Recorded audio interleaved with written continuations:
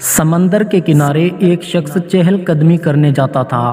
اس نے وہاں ایک شخص کو دیکھا کہ وہ شخص نیچے جھکتا ہے اور کوئی چیز اٹھاتا اور سمندر میں پھینکتا جاتا۔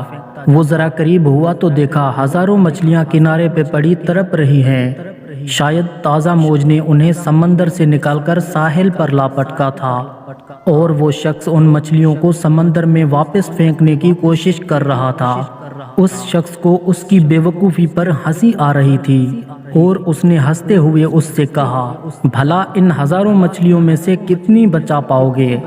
وہ شخص جھکا اور ایک تڑپتی ہوئی مچھلی کو اٹھایا اور سمندر میں اچھال دیا۔ پھر سکون سے دوسرے شخص سے بولا، اس مچھلی کو فرق پڑا، ہماری چھوٹی سی کاوش سے بھلے دنیا کے حالات میں تبدیلی نہ آئے لیکن کسی ایک کے لیے تو فائدہ مند ہو سکتی ہے۔